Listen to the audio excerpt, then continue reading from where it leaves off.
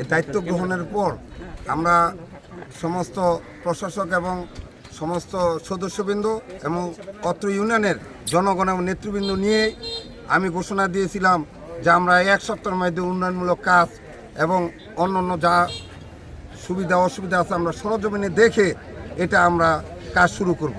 তা আপনারা জানেন যে আজকে এই রৌদ্রের মধ্যেও আমরা সমস্ত নেতাকর্মী অত্র এলাকার 1 নং ওয়ার্ডের জনগণ সহ নিয়ে আমরা বিভিন্ন রাস্তাঘাট ঘুরে দেখলাম এবং আমরা আজকে প্রথম ইসাপুরা বাজার হইতে সরল মার্কেট পর্যন্ত যে রাস্তাটা এই রাস্তাটার কাজ উদ্বোধন করলাম।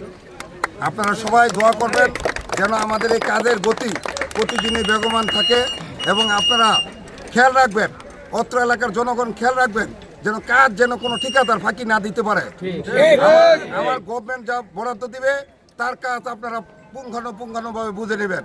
যদি কোনো সমস্যা হয় আমাদেরকে জানাবেন, আমরা সরজমিনে আসব। আর সাংবাদিক ভাইদেরকে বলবো আপনারা সবাই যে কাজগুলি আমরা উদ্বোধন করব এগুলি আপনারা নিজেরাও তদারকি করবেন।